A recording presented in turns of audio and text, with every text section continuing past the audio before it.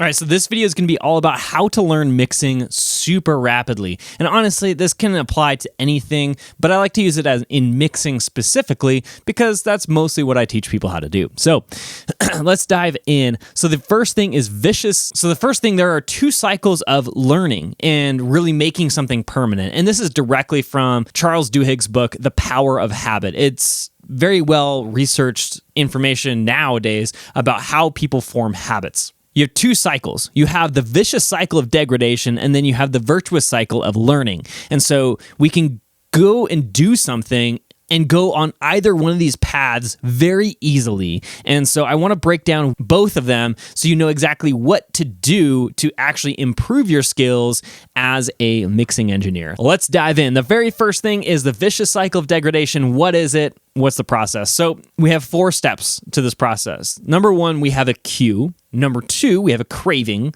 Number 3, we have a response. And then number 4, there is a reward. And then if we go on this cycle, we essentially start to make permanent habits or permanent decisions that are baked into it when we receive the same cue. Let's use a very mundane example first to explain this concept before we dive into the actual mixing process. So the first thing is we go to the movies, okay? If I go to the movies and I smell, the fake butter as I pass by the concession stand, then I think, I want some popcorn because I'm going to a movie, which is the cue. Going to a movie is the cue to now I have a craving for popcorn. And my response is I go buy popcorn because I crave popcorn. And then my reward is eating the popcorn while watching the movie. So I've gone through this whole cycle in about probably 10 minutes because I had the cue of going into the movies, craving of wanting popcorn, response of buying popcorn, and then reward of eating popcorn, which releases dopamine in Tyson's brain, which makes him happy, right?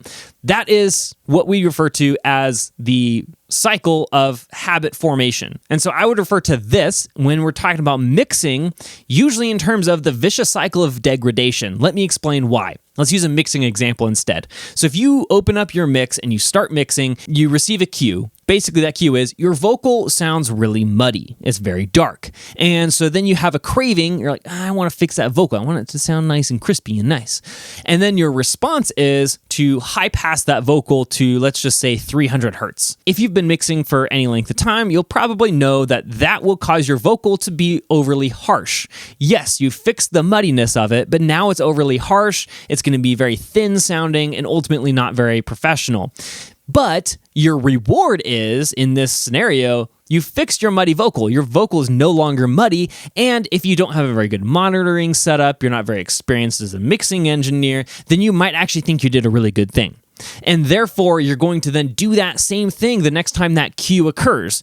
Next time the cue, aka my vocal is muddy, I'm going to always high pass it all the way to 300 hertz every single time. This is essentially where a bad habit is formed, and that's why we go through this vicious cycle of degradation. On a more macro scale, we could do something like this. We produce a song and then we want to get some feedback on it. We go out to a Reddit forum where we know that they're really soft and they're always going to give us great feedback, or we go to our friends or our spouse or our girlfriend, boyfriend, whatever. We go to people we know to give us feedback because we know they're going to be positive. We show it to our mom because mom's always going to be proud of what we do, right? And it's giving us that reward, but it's the reward for the wrong thing, right?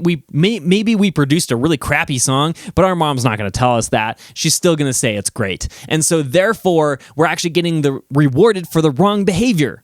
We produced a crappy song and we're getting rewarded for it, right? That's not what we want if our goal is to be excellent at writing songs, okay? So all that, keep that in mind. So this is the vicious cycle of degradation. Now let's talk about the virtuous cycle of learning. Basically, we want to insert one thing to the end of the cycle to ensure that we're actually forming the right habits and inserting the right behaviors for us to get pro-level results, whether that's mixing, whether that's songwriting, whether that's the whole music production process.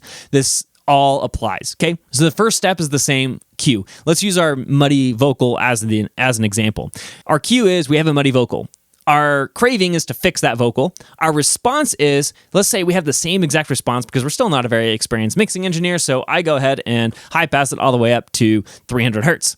Then I am rewarded because of that, but I also insert another process here. I go and get feedback on it. Whether that feedback is listening to a reference track, whether that feedback is sending it to a producer that I trust to give me actual critical feedback, whether that's sending it to a very vicious Reddit forum that tears apart your song every single time you post it, right? Those are the areas that you want to put yourself in those situations because they're going to give you real feedback, which is why I always insert a feedback cycle into all of the education that I ever give around mixing, especially because it's hard to know what's wrong with your mix, or it's hard because you're sending it to people that you already know who already have a friendship with you who are just going to be super nice to you about it. And that's not what you want. You want very honest, critical feedback on your mix because I'm going to tell you, your vocal sucks. Your vocal sounds awful because you high-passed it to 300 hertz. It's got no low end. It's not warm. It's super thin sounding. You got to fix that, okay?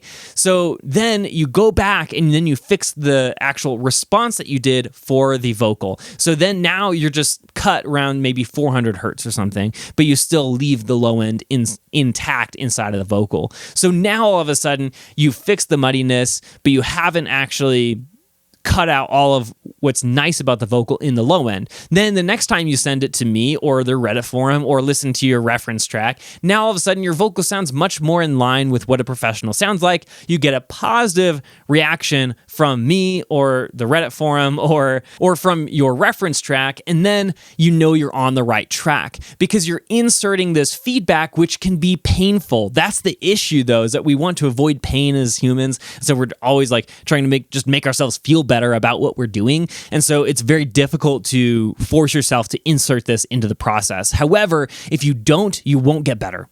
And if you don't get better, then you won't get the end result, which is a pro-sounding song to actually release a song and does everything that you had dreamed it could. So essentially, if you don't do this, you're never going to be successful. Two options. You can either go down your vicious cycle of degradation and continually get worse and worse, making permanent decisions that are wrong inside of your mixing process, or you can get good quality feedback from people who actually care about giving you real feedback and making you better as a mixing engineer, and then ultimately get way better results. So if you're still struggling with this whole mixing concept and you just need a roadmap of what to do in your mixes, I created the ultimate mixing checklist. This is the same checklist that I still use to this day in every single one of my mixes to make sure that I'm getting pro results every single time. You can pick up that checklist for free in the description of the video, so go ahead and click that link, get access to the ultimate mixing checklist, and I can't wait to see you in the next video. Thanks for watching.